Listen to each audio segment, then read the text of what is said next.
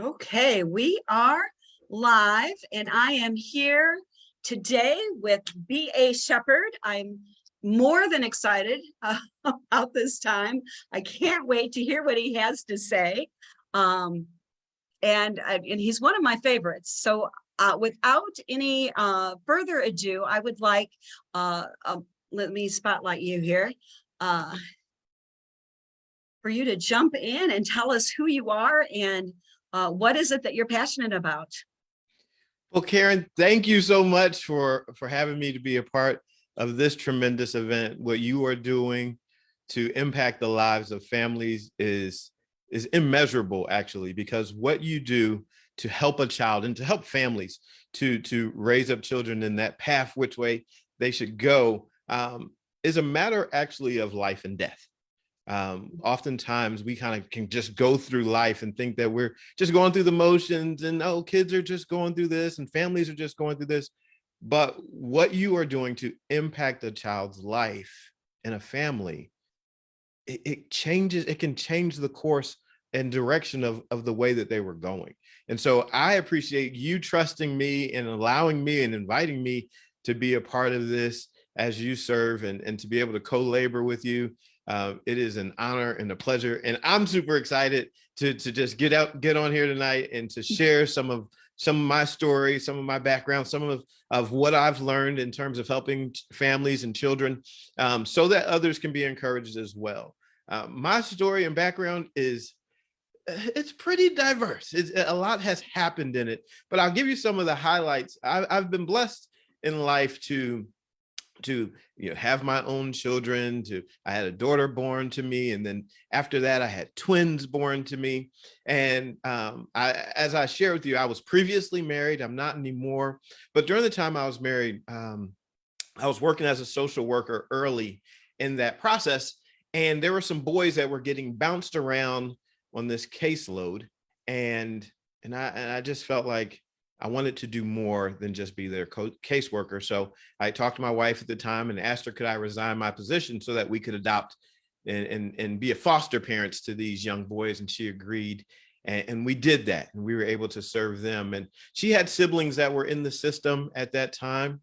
And so they came and they lived with us. So I tell people that in my first couple of years of marriage, I had 8 children because my wife had a child, and so I had a child gifted to me at that time. So I said I had 8 children. I saw one be born. I saw twins be born. I had 2 boys that came, actually 3 boys through the foster care system. I had 2 teenagers that when they came with us, they were already teenagers. So there was a lot going on. I helped them get into high school. They went on to college and graduated. And so there was a lot going on. And so I understand what it means when you're looking at lots of different lives, or if you're looking at one person's life, you're looking at one child's life, and you're trying to understand, how can I help this child maximize their potential? Mm-hmm. Because truthfully, that's what we're here to do. When I was in school, when I was growing up, there were a couple things that I wanted to do. One, I wanted to be a professional baseball player. I said this from the time that I was probably 4 years old. I wanted to play pro ball. And as life would have it, I ended up, I lived in California at the time. I lived in a professional baseball player's home. He was a part of our church. My dad's a pastor. He was a part of our church. And so we actually lived in his home, and I was able to go to a lot of baseball games, be in the locker rooms. I went to spring training. I had a lot of exposure to these professional athletes. He would talk to me. He would, to this day, he's one of my friends on Facebook, this athlete, this baseball player. He would call me pro. I remember him. He always addressed me as pro. And he was planting a seed in my life to be a professional athlete. He was encouraging this dream for me to be a professional athlete. He was a professional athlete, so he wasn't diminishing it. He was encouraging it. And he called me pro. And it makes me think about the way that we use words to impact the lives of our children. This is what I believe. I believe that we all have faith, but sometimes we have a greater faith for the negative than we do for the positive. Wow. Because faith comes by hearing. And so if you want to move towards the negative, rehearse the negative, and you will have faith for the negative. So many people believe, I can't do it. It's not possible for me. I'll never amount to much. They replay this script over and over and over inside of their own head, in their own hearing. They pronounce it off their lips. But when we say something off of our own lips, it goes into our own ears. Mm-hmm. And so we get to be aware of that. And so this athlete, Mike Davis, he played for the Oakland A's. He played for the Los Angeles Dodgers. He would call me pro. And he was playing for the Dodgers when the Dodgers won the World Series. And so if you're familiar with baseball, there's this great part of the World Series where Kirk Gibson hits this epic home run and he's hobbling around the bases. And it's just this real great historical baseball moment. But this man, Mike Davis, he was on first base. He was there and allowed the Dodgers to end up tying the game, and they go on to win the World Series. And so when they won the World Series, they get these championship rings. And he got me a duplicate of this ring, and he gave me a duplicate of their championship ring, sowing a seed into my life. Wow. Of belief, of hope. He let me be around. See, what happened was he was encouraging a seed, and I want to show you something. So to date, I live in Pennsylvania, and I have a farm in Pennsylvania, and here I have a lot of watermelon seeds, okay? A lot of watermelon seeds. Now, I just told you they're watermelon seeds. So we have an expectation that in this container, if they stay here, we have an expectation that these seeds will never grow. Why? Because it's the wrong environment. Well, how do we know it's the wrong environment? Because with the little that we do know, and see, here's one of the things I want to say to encourage the parents. Sometimes we can get overwhelmed because we're trying to figure out how to best serve our child, and we don't know this, and we don't know that, and we don't know this. Let's take a moment. Let's stop, because I know how it feels. Before I ever had children, I wasn't a dad, right? It took me having a child in order to become a dad and the responsibilities, but I knew some things. I knew some things about people. I knew some things about children, right? And so we can take what we know, the little bit, it may be a little bit, but we take the little bit that we know and we begin to start tending it. We begin to start working with the little that we know. So the question is, and I oftentimes will encourage people, get out a notebook, right? Get out a notebook. And as you begin to study your child and study your environment and study your situations, keep a notebook. Why? Because if you study to show yourself worthy in any particular area, it will help you grow and you won't have to be ashamed.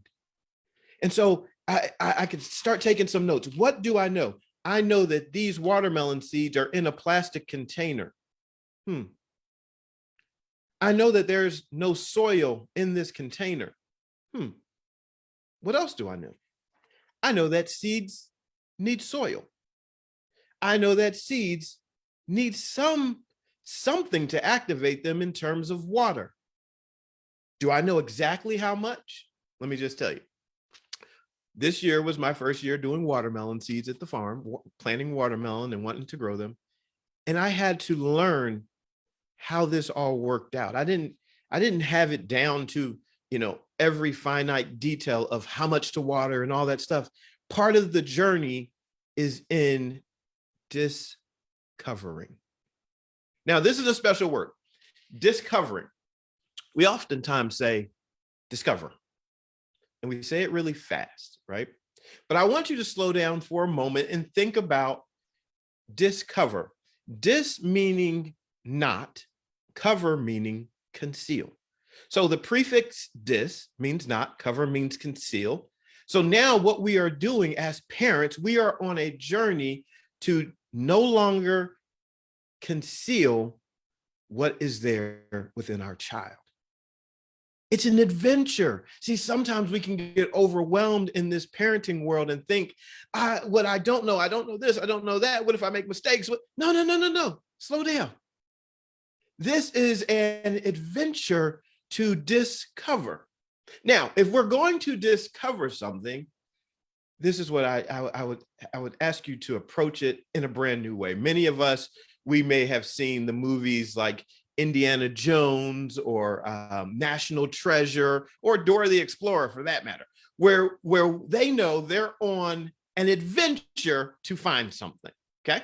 So when you're on an adventure to find something, to meaning not, cover, meaning conceal, the one thing we want to do is we want to start off with a belief that there is something to find.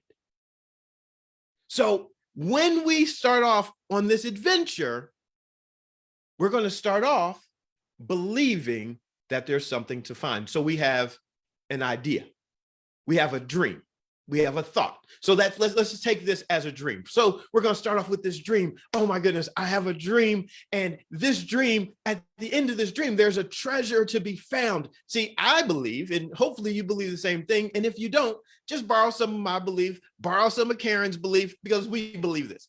There is a treasure inside of your child. Okay. So we believe that. That's how we start the adventure. Karen, in her heart, in her mind, in her soul, she is 100% convinced there is a treasure to be found, to be meaning not, cover, meaning concealed. There is a treasure to be no longer concealed within your child. And so with that state of mind, just like these watermelon seeds, even though we begin and it's so small, the journey begins with a belief that can be so small. What happens is, in the process of discovering, see, let me just show you. Hopefully you can see this. This seed, you know what this seed has in it? Let me just have it take a little guess. Like, okay, Brian said it's a watermelon seed. What does it have within it? Brian, duh, it has watermelons within it. Close. This one watermelon seed has endless potential of watermelon.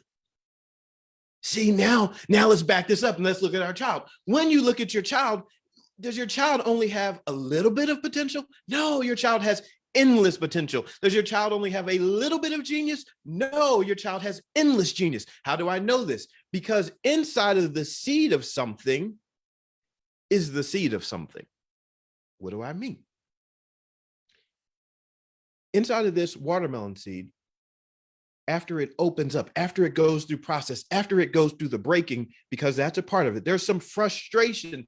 There's something on the inside of this seed that is frustrated on the inside of this seed. It's frustrated. The watermelon that eventually one day would grow has to be held within this seed, and it's frustrated. So it has to go through a breaking process. It has to change its environment. Your child and all of your child's genius, and not just your child, but you as well. See, you as a parent have genius potential too. And there's a process. There's a process. See, you and your child are working together to meaning not, cover, meaning conceal. You have a dream that there is a treasure, but you and your child are going on a treasure hunt. This is where genius comes out. Because as you go on this treasure hunt, some things have to change. Some environments have to change. And you start to figure out, oh, that environment just didn't work for the child. I'll give you a brief story. So I have horses. And one day I took the horses and we went to the beach, and we were riding along on the beach, and it was so fantastic. And I thought, this is amazing. I'm riding a horse on a beach, right? There's a friend of mine, her and I, we went out on the beach having a great time. And so while we're riding along on the beach, I'm thinking in my mind, perhaps you've seen these pictures too. I'm thinking about how some people ride out into the water and they're galloping along in the water, and it just looks amazing, right? It's amazing. Okay, so I have this in my mind, say, I'm going to do that too. And so I start, as I'm riding this horse on the beach, I start encouraging my horse down to the water. She's not feeling it. And I'm saying, oh, it's okay. I'm talking to her and I'm encouraging her down to the water. And the waves are crashing and they're making a lot of noise. And I know about horses. I know that they're very skittish by nature. They are prey animals. So basically, the waves to the horses and the water washing up on the shore, that's just a big monster to them. And in her mind, she's thinking, Brian, that's not my environment. That's not the realm in which I thrive. Do you want to know why I know this? Because she wasn't trying to go that way. See, naturally, I was encouraging her in a particular way because I wanted that. See, selfishly, I wanted the moment of riding in the water, right? I wanted the TV moment. So I'm encouraging her to do something that's not natural for her. Her natural mind, her natural abilities, her natural makeup said, that's not where I belong. I'm not really, I don't want to do that. She didn't want to do that. That was my dream. That was not her dream. So now our dreams were in conflict. Sometimes this is what happens with students, sometimes with children and our children. We see what the world is telling us. We see what the educational system is telling us. Your child should be doing this. Your child should be doing that. And we're trying to get them to go that way. We're trying to get this square peg to fit into a round hole. Let's go. Let's go. Let's push them this way. Let's keep on pushing them. And your child is refusing. And they're, here's a word that we use with the horses. Your child is bucking. You ever said that? Like, oh, the child is just bucking. Well, bucking is something that horses do when they have reached a point of having no escape. See, a horse, a prey animal, naturally wants to run forward. Their horses are not designed, deer are not necessarily designed, zebras, they're not designed to go backwards. They are designed in their nature to run forward. When something makes them afraid, they run forward. I tell the children that work with the horses, I say, listen, the place you don't want to be is in front, because when they get afraid, they run forward. They're going to get out of the way. They're going to get to a safe place, and then they'll check around to see what happened. Okay. But so often we will try to push and push because we have, if we're being honest as parents, we have this narrative in our mind of what is supposed to be. We see it on social media. We hear it on the news. We've heard it from the school system. Children need to do this. The school system is designed for particular students to excel, not all students to excel. Okay? And so when we look at that, we think there must be something wrong with my child. But I was thinking about this. If I gave you a piece of technology that required, let's say, 4 C batteries, and so I put that in your left hand, but in your right hand, I give you 4 AAA batteries. Is there something now wrong with this machine because these batteries don't get it to work? See, is there something really wrong with your child because what is being fed to them doesn't activate them? That horse, as much as I was encouraging her and move over, and it's going to be okay, we got this, she knew that's not my space. And so I want to share something with you, a thought to help you get this in mind. The school system, I believe, is responsible in many ways, and I say this, for drowning lions. In my situation, I was riding a horse, and if I would have ridden that horse out into the ocean, and if I would have forced her, and if we could have done it, we could have went out way out into the deep. And after a while, she would have drowned. It's not her environment. But I say drowning lions because I think about it like this. If you take a lion that many would say is the king of the jungle, and you take that lion and you put that lion out in the middle of the ocean, the lion, the king of the jungle, in all of its genius and brilliance and majesty, you know what it becomes? Fish food. If you put a lion that is the king of the jungle in the middle of the ocean, that is not its environment where it thrives, it becomes fish food. It becomes consumed by fish. Now, conversely, if you take a great white shark and you take it out of the deep and you bring it up into the shallow end and you put it up on the shore, do you know what it becomes? Bird food. It can be pecked at by the smallest of birds. This great, majestical creature and animal can become bird food. If you take your child and you put your child out into an environment that is not meant for them, they can be pecked, they can be nibbled on, they can be destroyed and consumed by an environment that they were never meant to be in. So what do? We go back to our journey of discovery. We have a dream. In this dream, in this process, we're going through it and we start to find clues.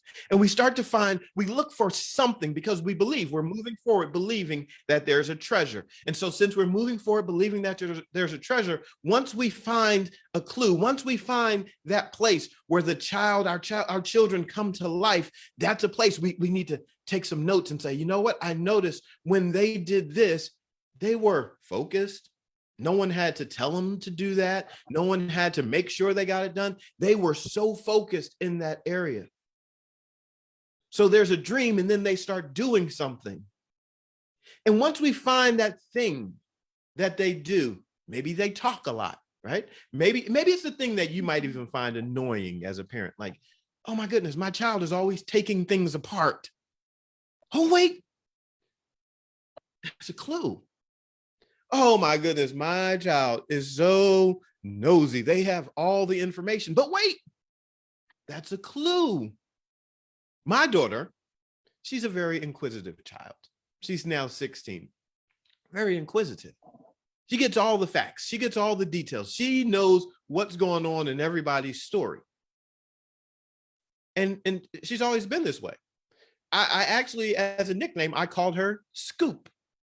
Because I'm like, she's always going to have the scoop. If you want to know, just ask her. She's going to know what's going on. And so with that now, as she's getting older, she said, Dad, I want to be a special agent, Secret Service, special ops. Makes sense. Like, she's a person, she's going to have all the details. Those are clues. My son, he likes to put things together and he likes to build things and he wants to be an engineer. My oldest daughter, she from the time she got me started in this whole farm world, because she asked for a horse, she wanted to be a vet. And I was talking to her just the other night and I was telling her, I said, we're people of faith. We believe in God. And I said, you know, God, as God would have it, I said, there are clues in your life. You wanted a horse. And I didn't know anything about it, but I said, yes, you were 5 years old. You asked for a horse. And I said, I'll get you a horse when you turn 7. She waited patiently. She asked for that horse. She wanted to do it. I bought it. I didn't know anything. I knew nothing at all about this horse, but I knew that I could say yes to her dream. My parents bought me baseball gloves. I said, I'll do this.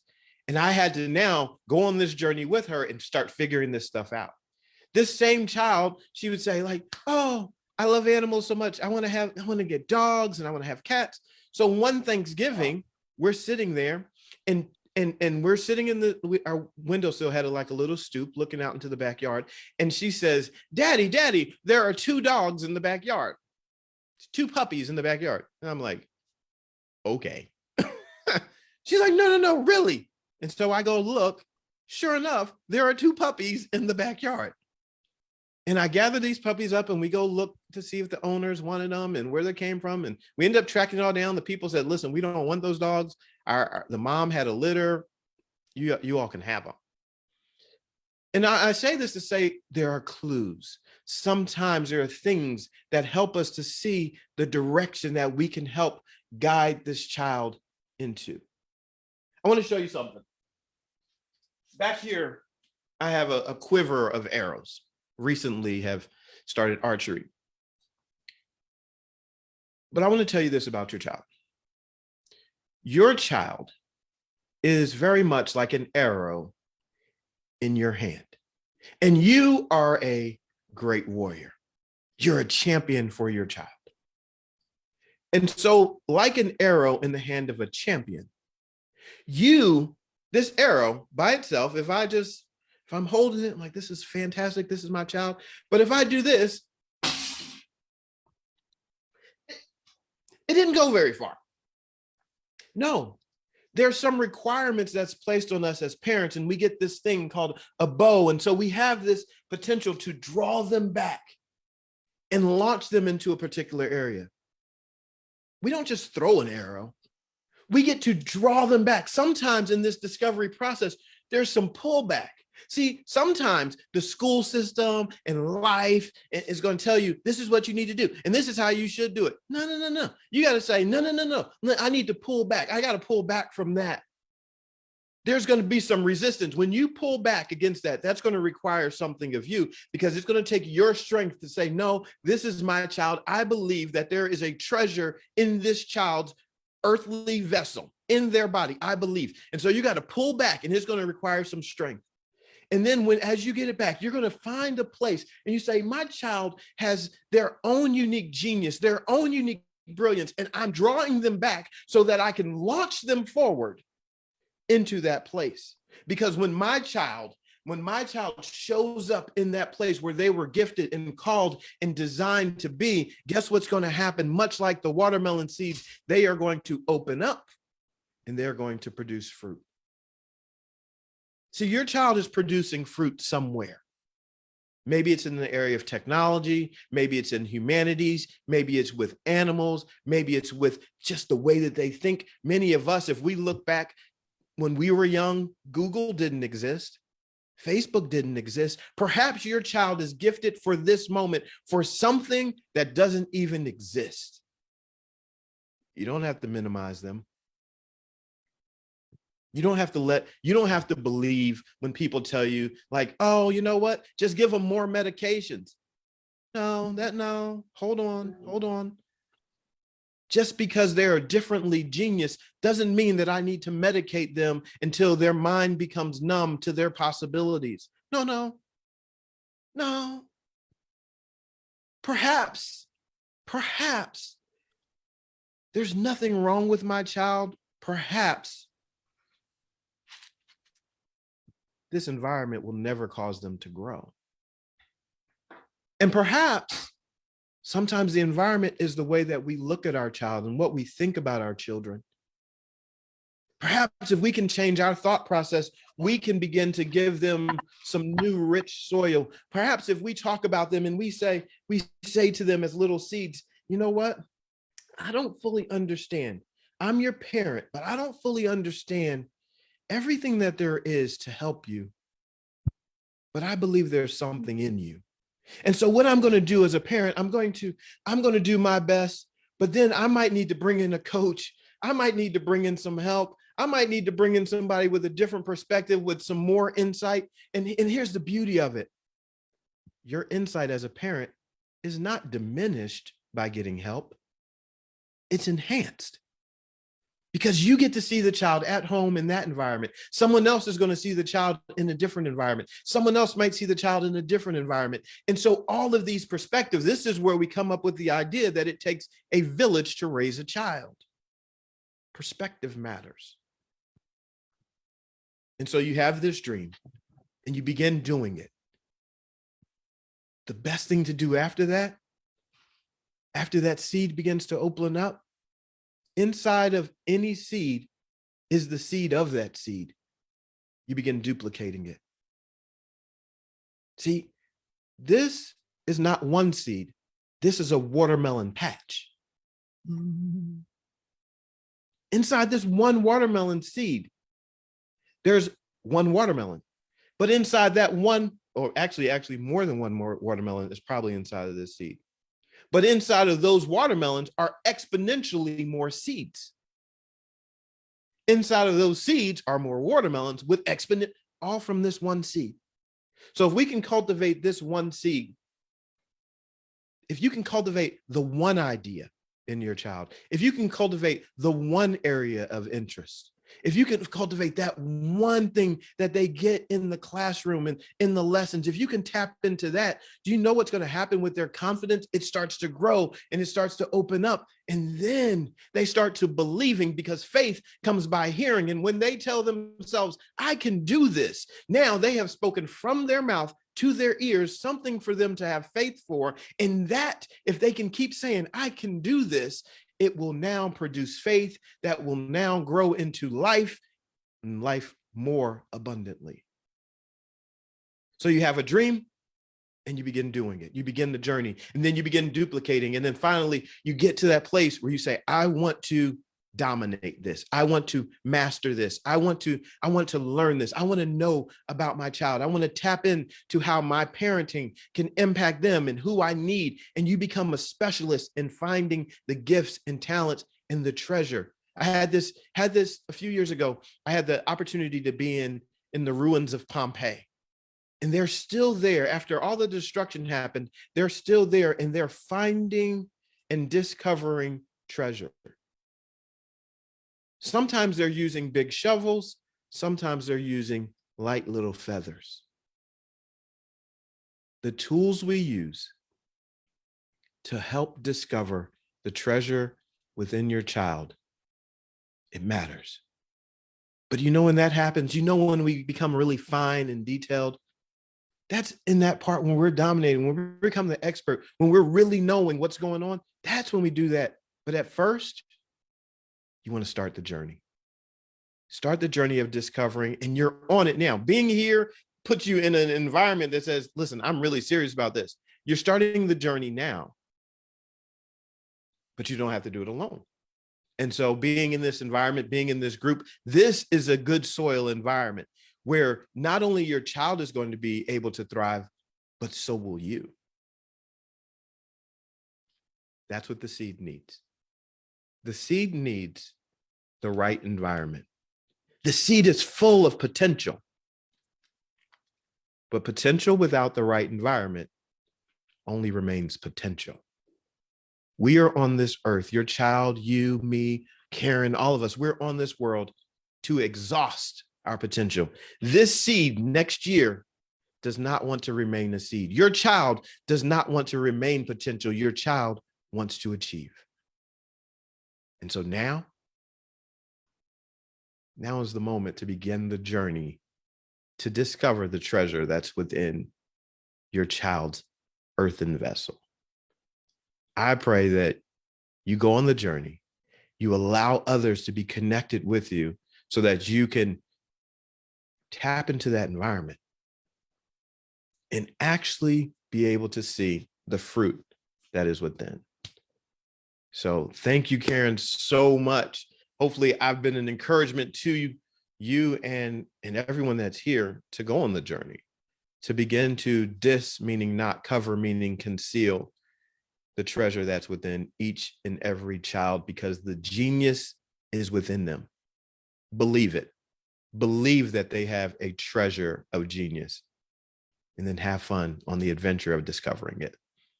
I love that. I love that. I have a camp called Camp Genius, and part of laying those neurological tracks so that the kids can work to their potential, as I come alongside the family, and as the family is creating that environment that you said to nurture and like Pam was talking about yesterday, put the right nutrients in the soil at the right seasons and the right developmental stages for the fullness of that plant growth. And so part of that for the 4 to 8-year-old child is to be able to repeat back, to be able to hear and repeat back and hold things in their memory. And so I decided to do to plant good seeds, and then my friend Daniel came up with the song, and it's, I am a gift, I'm a precious treasure, I have eyes that see and ears that hear, I am God's masterpiece, created for good works, I am a gift. And of course, one of my genius children raises her little hand, and she's like, Miss Karen, can we start unpacking our gifts now? I'm like, yes. Yes. You know, the kids just take, they just take things so literally, and they get truth. They're like sponges. They get truth immediately. Some of the things that I think are like great revelations, and all my years of experience, and all of my training, and I'm going to deposit, you know, this truth into this child, and the child's like, you know, like I said this story yesterday, is like I was with a boy that I had taken, you know, through the reading process until he was at an above grade level. And then I was at his sister's reception for the wedding, and he was taking a gap year, and he was a baker, and he was managing this you know, bakery. And I said to him, I said, you know, it's kind of like you're in the oven and you're cooking. I said, and they haven't, he comes from a genius family, and I mean, just outside of the box entrepreneurs, you know, applauding Shark Tank things, you know, even the little ones, like good ideas. And I said, you know, they haven't created the classes that you need, and even the degrees that you need for the things that you're going to create. Here's his response. He's like, I know, I'm trying to tell my parents that.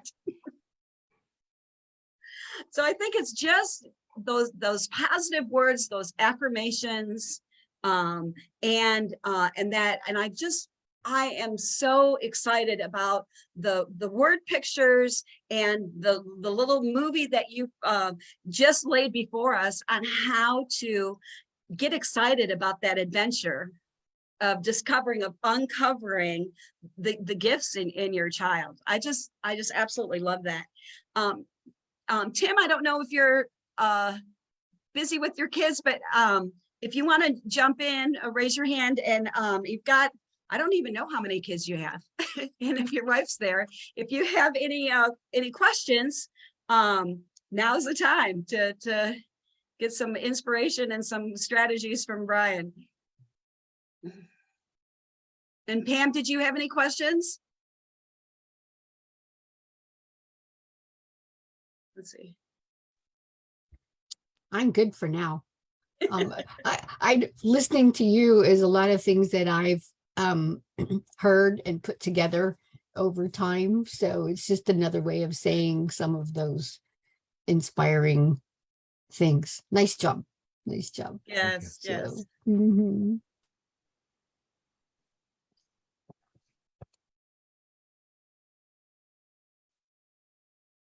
Right.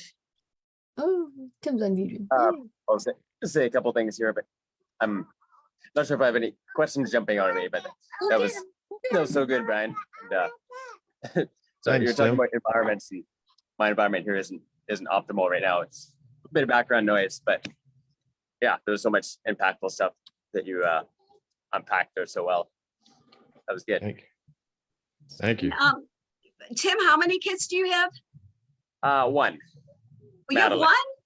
Yeah, she's right over here. Oh my goodness, all Yeah. all our family calls. And I thought you had 5. Oh, okay. Really, You're- which goes back to one of the gifts is when you have a talker, when you have a social one that's so interactive, it's like clue. Oh yeah. Maybe you're seeing prophetically or something. Funny. Well, if you guys don't mind, I'd like to kind of unpack how I discover a child's gifts academically. So I have my my master's degree in special education, but that really didn't paint the right picture, because what I was seeing, I've taught in public school, private schools, academies, orphanages, and then in private practice. And I wasn't seeing a lot of discovery. I wasn't seeing a lot of uncovering children's gifts. And so in my process of, Brian was talking about that struggle and that needing that breakthrough in the seed, in the casing of the seed, to kind of release your gifts. In that struggle, I started looking at the special education testing, and let's see, and I started to flip the special ed testing, and I started to focus on all of the individual subtests and look at their gifts. So then I started seeing their gifts, and then I would spend time with the families and ask them,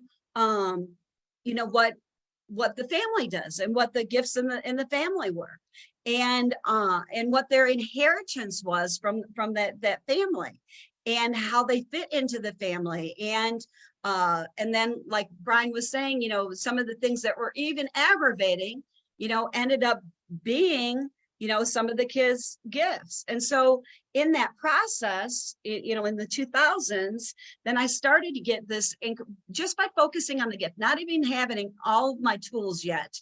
I started seeing incredible gains in children. 2 to 3 years gain was pretty much standard in 6 weeks of attendance. And even on Zoom, and even, that started out in a mega school, a private mega school. And then I went into a public high school, same thing, same results. Then I went into an elementary school, same thing, same results. In fact, I went back to visit, and the principal's like, you need to know, Karen, that the kids that went through you and my friend Pam's program, none of them qualified for special ed services in high school. Like, the things that you did in uncovering their gifts and giving them the skills was enough that they no longer needed special ed services, which is kind of unheard of in the special ed field. Now, as an adult, and now, as I've hit my my 60s, I'm getting to hear the ends of the stories. And I've worked with over 2,500. I'm sorry, I'm getting to my right slide. I've worked with over 2,500 kids now. And interesting how many parents were told that they were retarded in school. Parents that, one parent that is a railroad engineer. I don't even think he has a degree in what he's doing and what he's leading. He just had those gifts, and he had people that believed in him, honed those gifts, and they were so special and so innovative that he got called into the marketplace to share those gifts and to create those things that were not being created, for such a time as this. And so we really, yesterday, Pam and Daisy and Jake, you had mentioned it, Brian, but in the school systems, we look at the fruit, which is good, but we need a healthy root system. Like Pam was saying yesterday, the right nutrients and the right seasoning and the right timing, the right developmental stages to be able to support the fruit. And without a healthy root system, we won't even get fruit. So, and then this hit me so hard driving to school one day. A storm had come through, and all the trees looked the same. They all looked healthy on the surface. But after a storm came through, this 2 of the trees did not have a healthy root system, or had a shallow root system, and fell over in the storm. And so what I do for success is I use the IQ testing to look at a child's ability to receive and store and retrieve information. And then I look at their academic skills, and I'm using all the standardized tests that I've been trained in. But my perspective has changed. I'm looking for the gifts. I'm discovering. It's an adventure for me. And I love, Brian, all of your words and all of your word pictures, because that's exactly how I feel. This is the most fun that I have in life, is meeting a new child with all of these, challenges that people don't know what to do with, and yet they found me.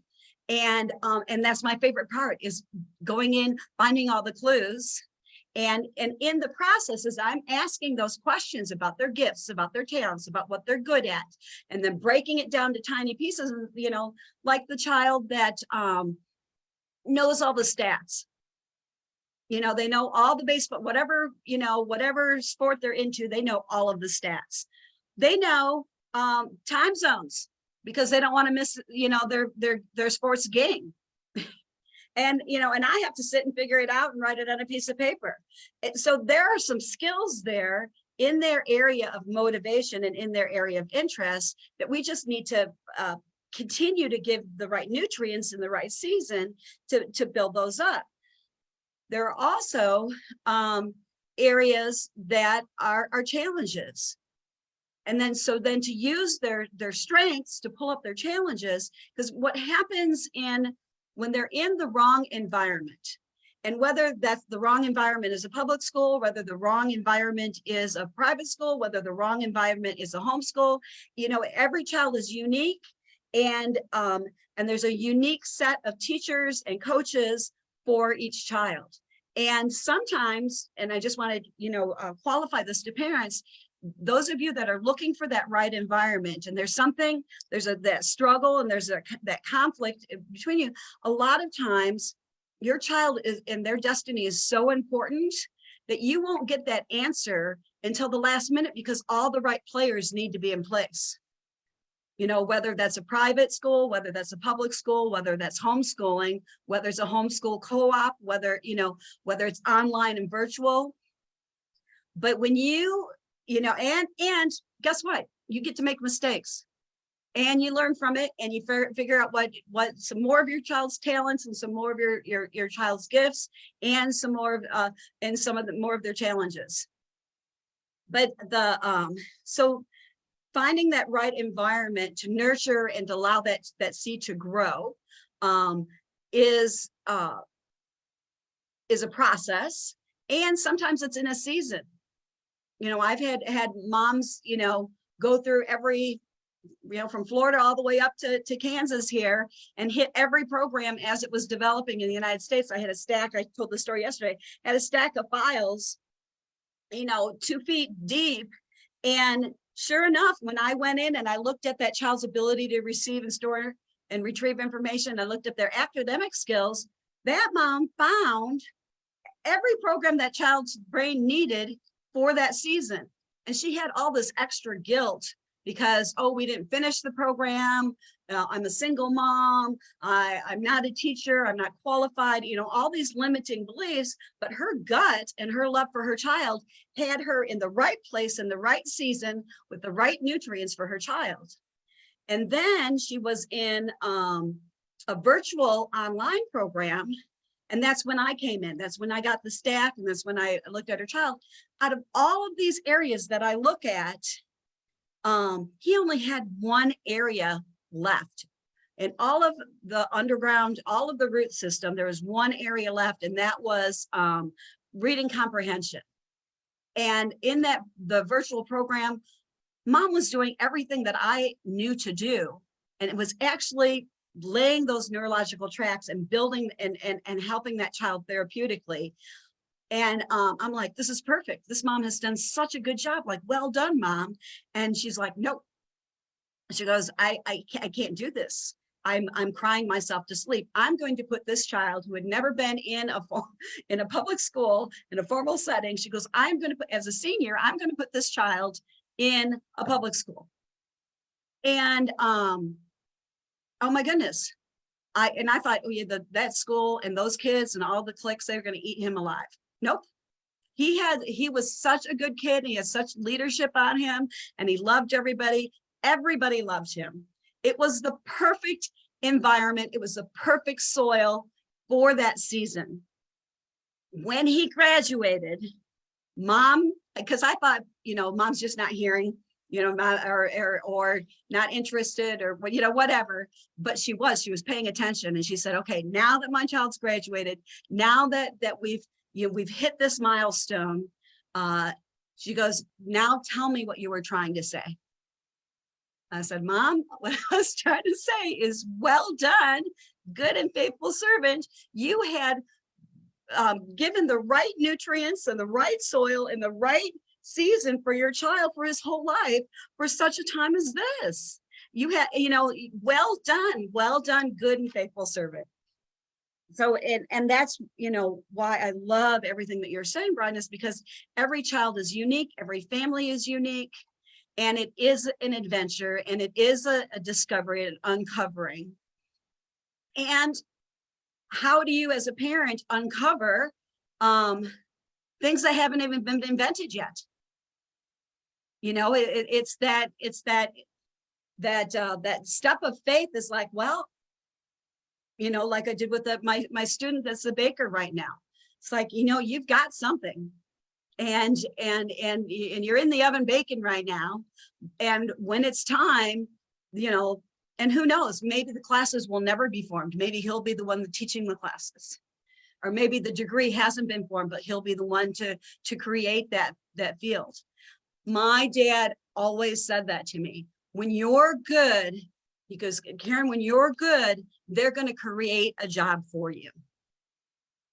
And because when I came out of the special education field, it's like, at that time in the 80s, it was saturated and they didn't need special ed teachers. He's like, nope, you do. What are you passionate about? I was like, well, I love kids. He goes, do what you're passionate about. Didn't even offer to bring me into the family business, because he knew in his gut that the passion, you follow the passion, and that's where the new things are. And so just as my dad went on to create new fields and new areas in insurance and take his dad's insurance company national, my brother took that company online. I have that same gene, I have that same inheritance, but in education. It's like I'm gonna I don't know. It's not about me, but I want to, whatever, it's kind of a double process. It's kind of like when I'm creating the soil and the environment for these kids, and I'm building that family's faith in that child, and rekindling that fire, especially if they've had a few negative reports from teachers or principals, or they've been in the wrong soil, and there's a bunch of pushback from taking the child out of that soil and putting them in nutrient soil. They just need that fire. Again, it's like, no, I have something, my child has something, we have this inheritance. Sorry, I'm like going off and I don't even know. I've got 7 minutes. But I love the process. I love improving, working on the root system, working on the memory and the processing, and then the buy-in. The kids need to buy in to make goals and make the progress, because it's their life. And all of my students that have come through this process know how they think and how they learn. I met a janitor in a little private school, and he was the only one in the building. And he told me about how he was pulled out of public education and went into a residential school, and all he did for high school was learned how he learned. Now, this janitor, not highly paid in this little private thing, had manuals where he built computer program, computers and computer systems. He had figured out how to make movies. Like, he could literally pick up anything and do it. He was like the MacGyver of that building, and the youth minister, and the kids loved him. It's like, I'm sure that isn't a job description anywhere, that you have a janitor that can build anything, do anything, and reach those kids that, that a lot of people, can't connect with. So you are just a tap away from finding the genius in your child.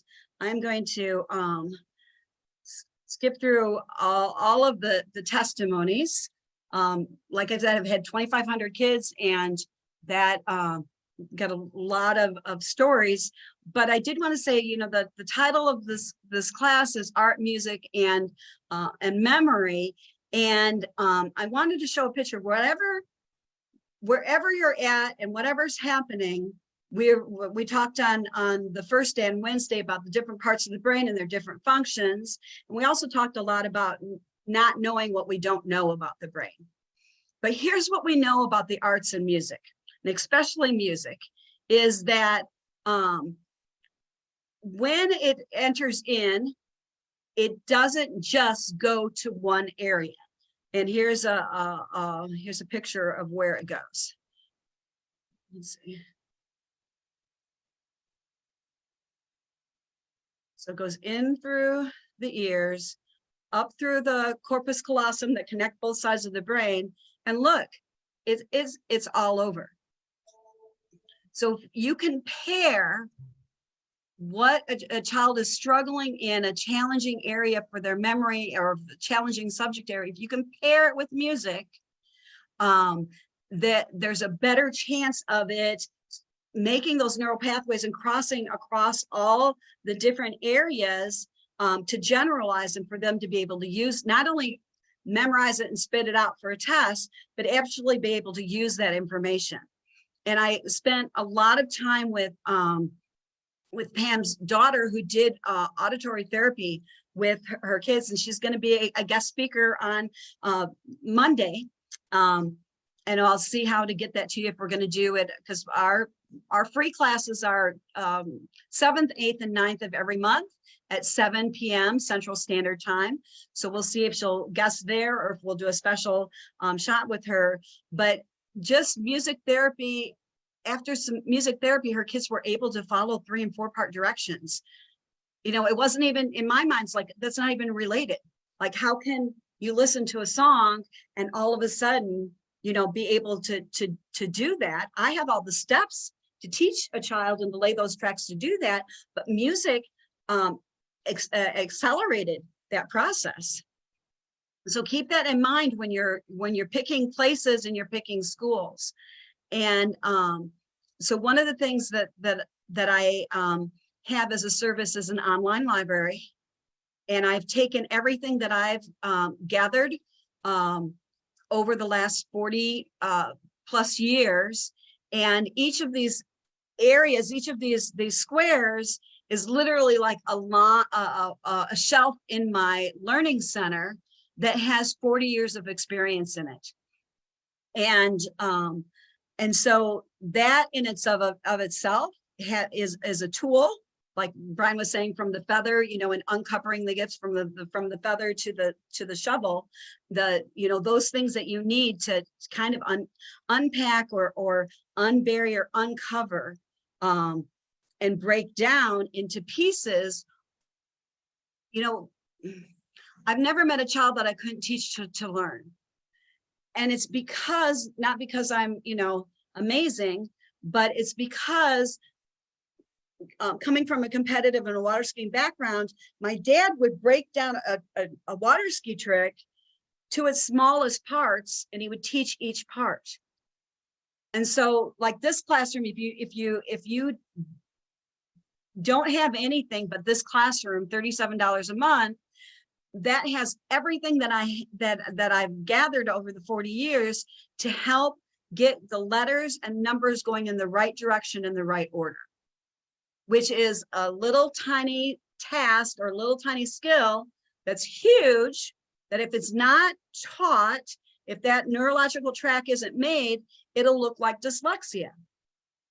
Now, talk about, Brian talking about the adventure and calling forth the gifts in your child and the positive.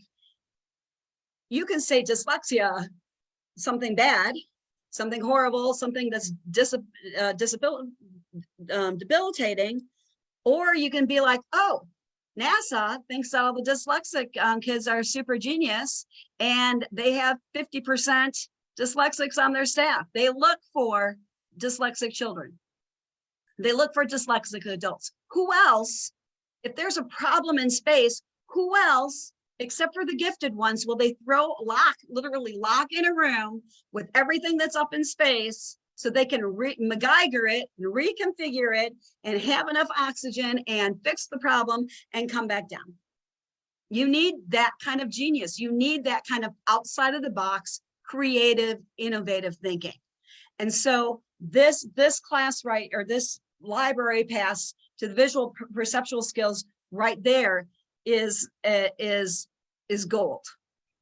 So each of these areas has a curriculum that I've used consistently and with throughout the years, and that has, you know, I get 2 to 3 years growth in 6 weeks time. So you want to exercise the brain, is, you know, you just want to lay those tracks, which we talked about, improve, isolate the skills and work on those skills. And here are some of the curriculums I use to do that. And it automatically, I was told that when I was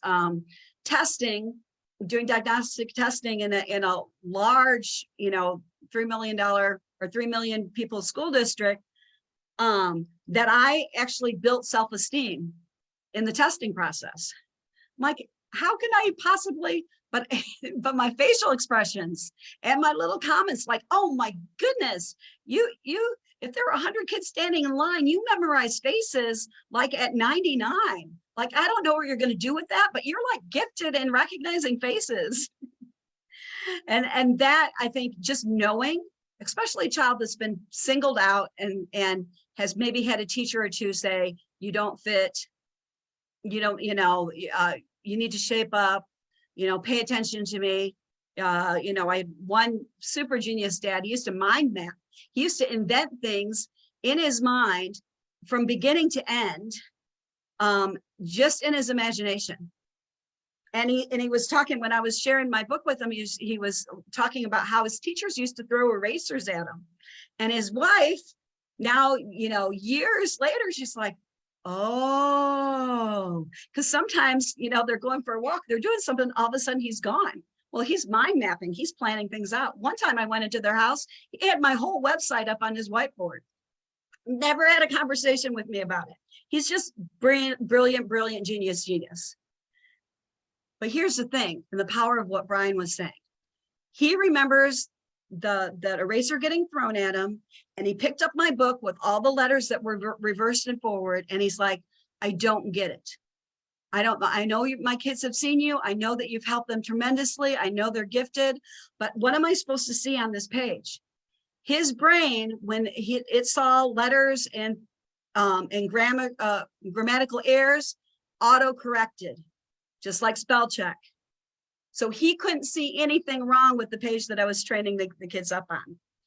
And you know, he still had that stigma, even though he's brilliant genius, that he's different and there's something wrong. And it wasn't until you know, a couple months later, when my book was published and I was all excited, and I'm like, oh, I just trademarked, you know, 3D thinkers, you know, gifted 3D thinkers. And then when he saw it from the different, you know, from with his glasses of being an entrepreneur on, he's like, that's brilliant. And I was like, you know, that's you, you know, you're brilliant. And then he saw it, then he received it. And how crazy is that as an adult, we can hang on to a lie from, you know, from our childhood that impacts our fruit and impacts the things that we're going to create and we're going to do.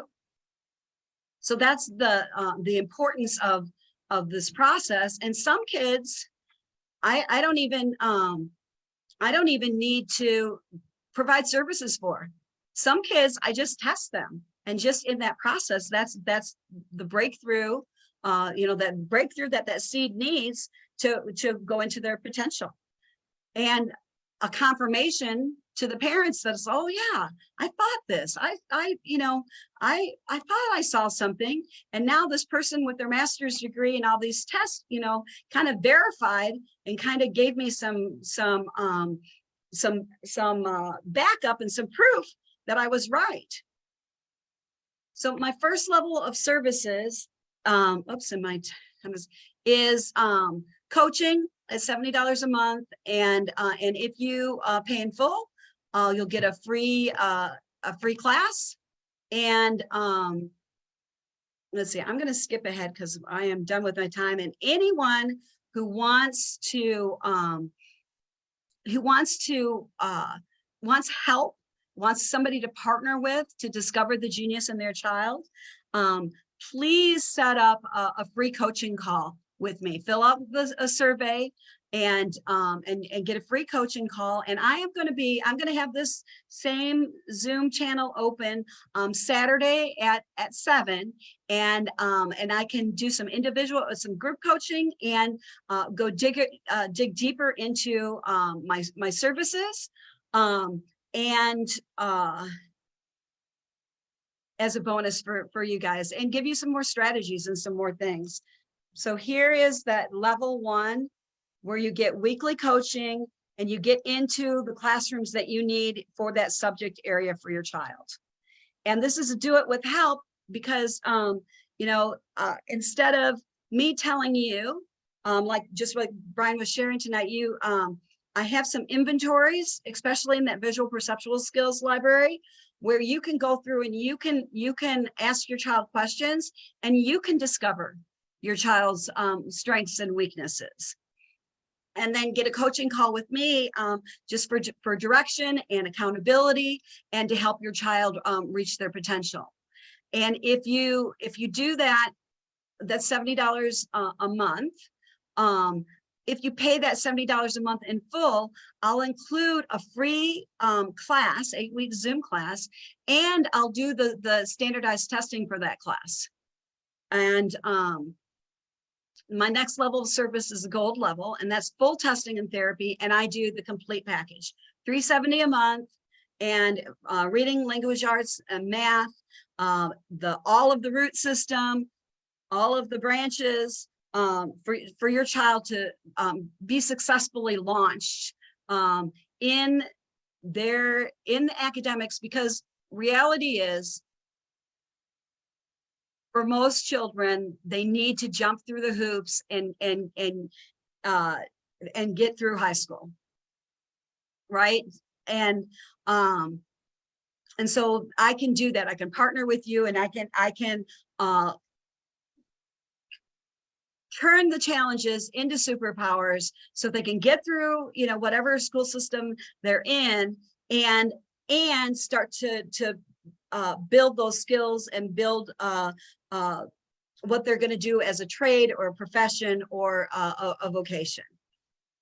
And my bonus for that $370 a month, and that the full package, all of the testing, all of the root system, all of the branches, plus so it'd be the class is 2 hours a week. And then on top of that, you get an hour of therapy to just hone in on and just target that root that needs the exact nutrition. And then you get a lifetime membership to the library. So I want to thank you. There is a future full of hope. You're just a tap away. And I want to thank my guests today. And I'm just so honored. This was so much fun. And yeah, I'm gonna end the Facebook Live and jump into www.atap-edu.com, which I'll have in the link to this video. I'll have the survey that you fill out to get a free coaching call. And then you can come on the same Zoom channel tomorrow at 7, and I'll go in depth into the different kinds of services and the different needs that your child has. What time